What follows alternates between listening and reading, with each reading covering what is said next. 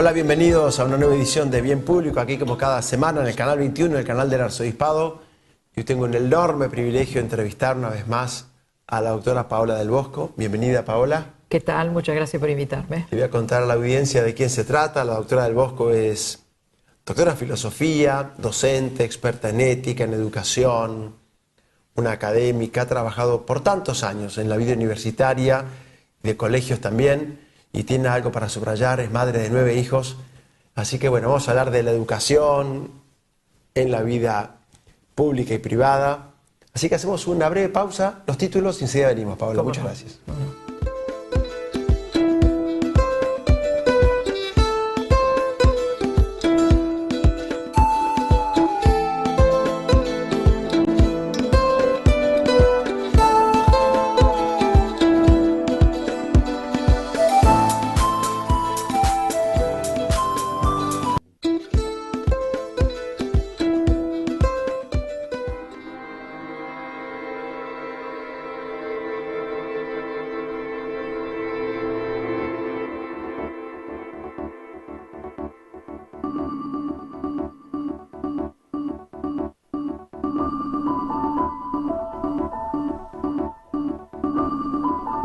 ¿Qué haces si lo sabes? ¿Podés quedarte indiferente? Rocío hoy está en la escuela, pero hay muchos como ella que esperan una oportunidad. Vos sos parte de la solución. Sumate hoy a Cimientos para que todos los chicos puedan ir a la escuela. Cimientos 011-4829-8676 www.cimientos.org.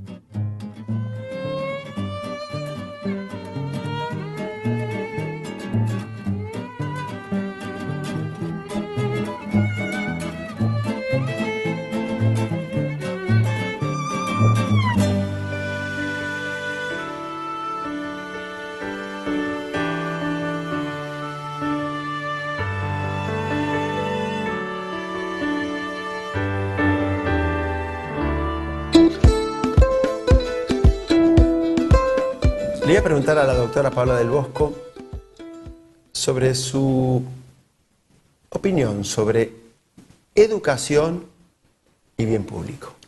Qué pregunta. Puedo estar hablando todo el tiempo de eso.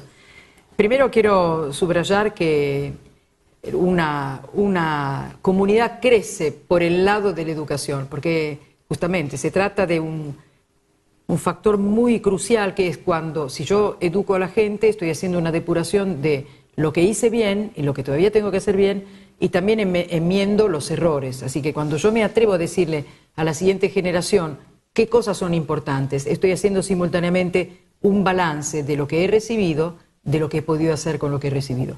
Si ese proceso no se hace bien y no se hace con la intensidad necesaria, el crecimiento se malogra, es un crecimiento menos bueno de lo que podría ser. Por eso una comunidad tendría que poner un interés intensísimo en este factor de educación. Por otra parte, la educación es mucho más amplia que simplemente la escuela. La escuela es lo visible, sin embargo sabemos que un chico cuando nace empieza a ser educado por todo lo que lo rodea. La familia, que es en general el primer ámbito donde es recibido esta vida nueva del chico, es donde recibe una serie de datos que primero los absorbe de manera instintiva, no racional, pero después quedan como sedimentados. Así que sí, me adhiero a esta propuesta si se trata de un bien público, porque una persona bien educada no solamente es favorable a ella misma, sino que inmediatamente, simultáneamente produce, digamos, un efecto benéfico también en los demás y puede dar todo lo que ha venido al mundo para dar, ¿no? Sí, estos detalles de muchas gracias, usted merece, por supuesto, bienvenido. Esto de un país que había optado por la educación. Argentina, yo he tenido abuelos inmigrantes analfabetos. Y la primera generación, mi hijo el doctor. Esta Argentina del guardapolvo blanco, de las bibliotecas, de la cultura, de pronto ingresa sorpresivamente en un mundo de analfabetismo, de 500 palabras, de una modificación en la estructura del respeto al maestro, a la señorita, al profesor. Su comentario, por favor. Sí, yo no, en general no me siento cómoda en una visión así escalofriante. Sí, digamos, me hago eco de la dificultad que tiene la escuela en este momento.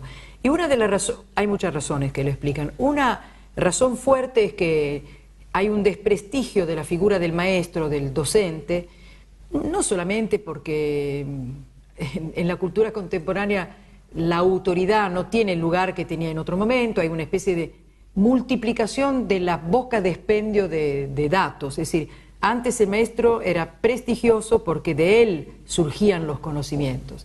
Hoy día los conocimientos surgen de muchas fuentes distintas y son conocimientos válidos, no quiero decir, son probablemente conocimientos de carácter distinto, pero todos ellos con validez. Por ejemplo, algo que comentaba Alvin, que futurólogo, decía que durante el comienzo de las computadoras personales, muy poca gente fue a estudiar computación. Hubo un contagio o por lo menos una transmisión de conocimientos prácticos de persona a persona. Él calculó que en poco tiempo fueron 80 millones de personas que supieron cómo utilizar el teclado y los programas. Quiere decir que era una fuente de conocimiento práctico válido. Nuestros jóvenes y nosotros mismos estamos sometidos a una fuente plural de datos, con lo cual se desdibuja la figura. Yo creo que igual eso se puede corregir, porque es una impresión mayor a la realidad. Yo creo que todavía la figura de los padres y la figura del docente siguen siendo sumamente relevantes, porque hay un tipo de aprendizaje que no pasa por contenidos, sino que pasa por la vinculación humana. Hasta me atrevo a decir una cosa, lo digo casi en forma extrema, yo creo que todo tipo de educación verdaderamente personal sucede en el contacto con otra persona, no puede suceder solo por la lectura, hay algo más. O por un monitor. Claro, es un compromiso más fuerte. Le cito a otra filósofa, una filósofa judía también, Simone Weil, que murió durante la Segunda Guerra Mundial. Ella decía que la verdad no siempre es reconocida como tal. Por lo tanto, es muy importante la vinculación afectiva, porque algunas personas aceptarán la verdad por quien la dice, después la entenderán, pero la primera adhesión se dará por esa vinculación personal. Me parece extraordinario y creo que se aplica claramente al caso de papá y mamá y además de un maestro, una maestra, un docente que se vinculan con sus alumnos. Usted viene de la filosofía, así que voy a decir una obviedad. Decían los pensadores, somos discípulos de Platón, de Sócrates, de Aristóteles. Decían los discípulos de Jesús de Nazaret al que llamaban rabí, maestro, como un título honorífico. En la Argentina, por citar el mundo de la salud solamente, los médicos dicen, soy discípulo de Alfredo Lanari, trabajé con los hermanos Finocchieto, he sido discípulo de René Favaloro, psiquiatras como Goldenberg, por citar algunos de los. Y lo que más subrayan en el tiempo no es tanto el carácter informativo con su maestro, sino de toda la vertiente formativa de tener un ascendiente en el cual referenciarse. Le pregunto, ¿cómo se hace para educar con valores, con la ausencia de maestros superiores y con la ausencia de modelos a seguir? Casi me dio la respuesta de la pregunta, lo cual no sería justo, porque de hecho la transmisión de valores pasa exclusivamente por la persona. Hay una persona que los irradia, solo así se aprenden. Se aprenden porque atraen. El valor no es... Muchas veces la gente dice hay que inculcar valores y a mí me hace ruido esta palabra, porque inculcar hace pensar algo de violencia, como si fueran clavos que uno va clavando en la cabeza de la gente. Un valor se irradia, es un tipo de conducta, una actitud frente a los demás, frente a la dificultad, que se transmite de manera vivencial. Por eso el maestro está. A veces hay maestros visibles, otras veces hay maestros no famosos y sin embargo que con sus actitudes marcaron algo. Yo recuerdo, no sé si tengo tiempo para un episodio. Recuerdo haber acompañado a una chica que había entrado a trabajar en mi casa, la había buscado en uno de estos lugares, bolsa de trabajo de la parroquia. Y hablando con ella, me pareció muy chica, me dijo que no había terminado el primario. Entonces le pregunté, bueno, finalmente llegué a la conclusión que acababa de dejar la escuela. Entonces fui a hablar a su escuela, le pedí que la reincorporaran, la preparé para un examen de lengua y matemática y historia, logró por suerte pasar este examen y me invitó a la fiesta. Y ahí me di cuenta de personas cuyo nombre no recuerdo, que para sus alumnos de una escuela sumamente carenciada en el conurbano bonaerense, en la zona norte, cerca de una villa, esos maestros, esa directora, eran realmente referentes, porque se habían dedicado a sus chicos, eran gente que los quería, que no solamente le enseñaba, sino que les había les habían hecho percibir claramente que ellos, los chicos, eran importantes para el maestro, la maestra. Ellos enseñaron valores, enseñan, porque todavía están ahí, con su actitud personal. Así que yo creo que es imposible una educación en valores que no pase por las personas. Por eso, a pesar de que por ahí no puedo indicar con un dedo a un maestro, mi maestro sí es Emilio Comar, así que lo puedo decir con todas las letras. Pero hay otros que por ahí no se prenden tanto, consideran que en esta época de verdades débiles ya no hay maestros. Sin embargo, cuando uno va a lo fuerte de su propia estructura intelectual o de su corazón, van a descubrir que hay personas fundamentales que han sido por lo menos el catalizador de ese valor que ahí arraigó, ¿no? Hay un viejo refrán en Medio Oriente que decía mi padre con frecuencia: el que no tiene un viejo, que se compre uno. Viejo por maestro, por la ancianitura. ¿Usted considera que esta inversión en las jerarquías, esta dictadura del estudiantado, desde mí, es una opinión personal, subordinando a los profesores, a los mayores, a ciertos caprichos, a ciertas incoherencias, a lo hormonal de la adolescencia, son situaciones aisladas o que responden a un modelo de caotización, rupturista, de manipulación? Yo creo que estos fenómenos pueden surgir por razones distintas. Por ejemplo, puede haber un momento de crisis auténtica donde ciertos contenidos o el trato, etcétera, realmente no responden a necesidades humanas, y en ese caso la rebeldía es un deseo de justicia. En ese caso yo admito eso.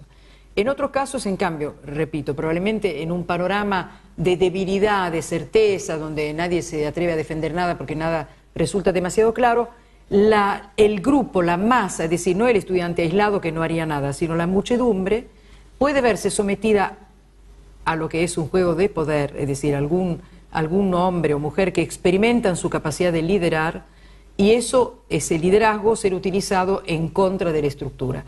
Y los estudiantes en eso siguen. Usted vaya a ver quiénes son los que mueven a los estudiantes.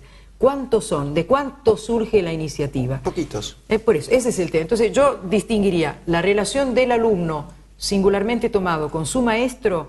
Es difícil que llegue a ese grado de destrucción, porque el ser humano en su fase de juvenil necesita, aunque sea tener a alguien a quien preguntarle, aunque sea de manera dura, porque los alumnos, yo durante 17 años enseñé en el secundario, le hablo de ese periodo, ¿no? Los chicos preguntan, necesitan preguntar y repreguntar. A ver si hay resistencia del otro lado, y a ver qué grado de autenticidad hay. Por Coincido. ejemplo, me hacían preguntas respecto de la fe, porque yo enseñé en un colegio que no era confesional, y ellos quedaban sorprendidos que yo, enseñando filosofía, que se supone que eso debería echar por la borda todo tipo de certeza sobrenatural, siguiera siendo creyente. Les resultaba imposible de admitir, curioso, y me bombardeaban de preguntas, porque querían ver qué había detrás. Y que yo tuviera otra edad respecto de ellos era una ventaja. Necesitaban a alguien que estuviera más adelantado en la vida, porque hay cosas que no dependen de lo nuevo. Si por ahí de computación sabían ellos, cualquiera sabe más que yo, quiero decir, pero de algunos aspectos de la existencia personal, la edad añade algo que no se puede comprar en ningún otro lado. Así que eso del viejo, sí, es una verdad, porque la vida va impregnando a la persona, le da una perspectiva para atrás y para adelante, que lo sitúa de una manera privilegiada en el medio de la existencia. Entonces son las cosas que tienen fecha de vencimiento las que nosotros puede ser que no tengamos, las otras sí. Un día el obispo Fulton Sheen de Nueva York decía, qué bien que nos hace de vez en cuando mirar el ombligo nuestro y recordar que de alguien venimos y que tenemos una referencia. Y hablando del ombligo, suelo escuchar con mucha frecuencia en profesionales grandes el honor que sentían sus padres al saber que su hijo se había graduado en un profesorado, en un doctorado. Y uno me confesó días pasados, si a mi padre le hubiera ofrecido $100 millones versus la graduación de nosotros dos como médicos, los hubiese desestimado.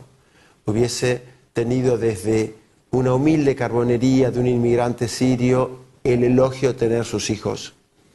¿Usted cree, Paola, que en el mundo del homo economicus, del cuánto tienes, cuánto vales, será posible recrear esto extraordinario, que es que el conocimiento nadie nos lo podrá quitar, que será permanente, que no habrá tsunami y terremoto que nos lo toque? ¿Cree que esto podrá volver? Yo creo que está.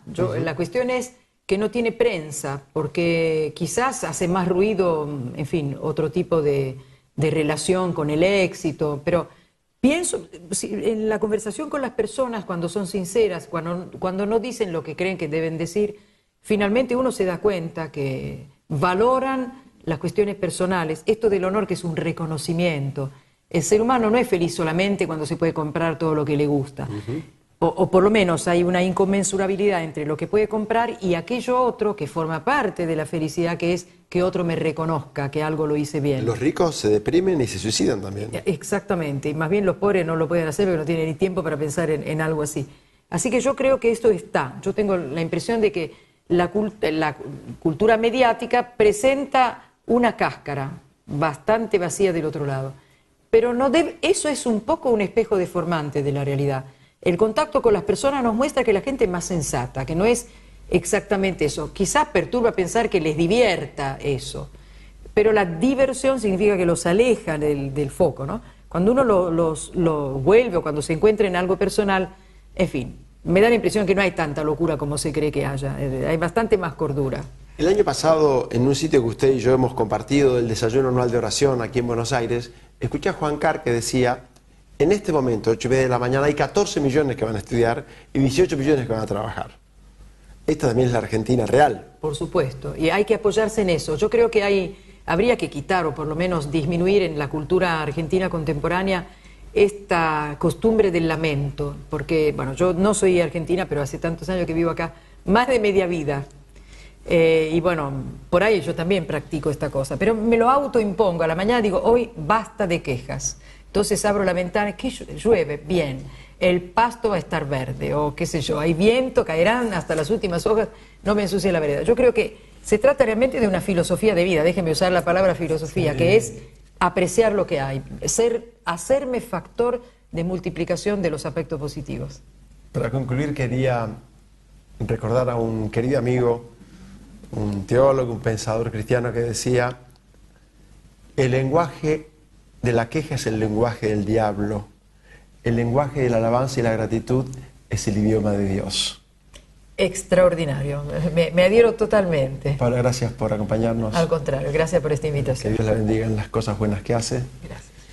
A ustedes gracias por estar con nosotros cada semana, por la lealtad hacia bien público. Nos vemos aquí en 7 días, Dios mediante. Y me despido con aquello que nos enseñó Jesús de Nazaret, como quieren que sean los hombres con ustedes, así sean ustedes también con ellos. Muchas gracias.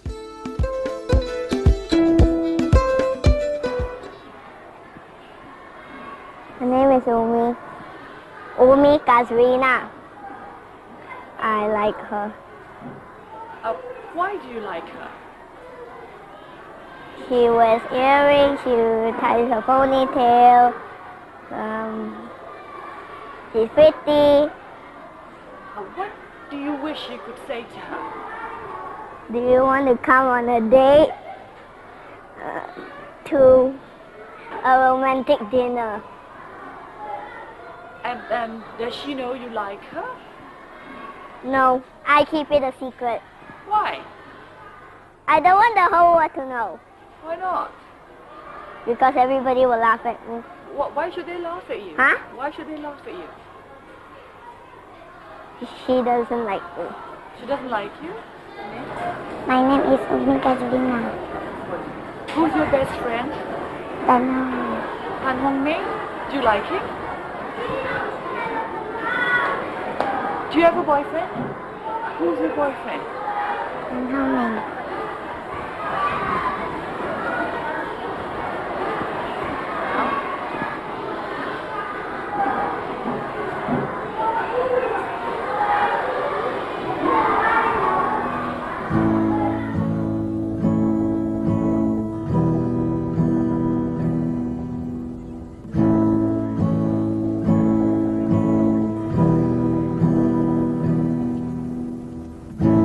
Looks like rain again today.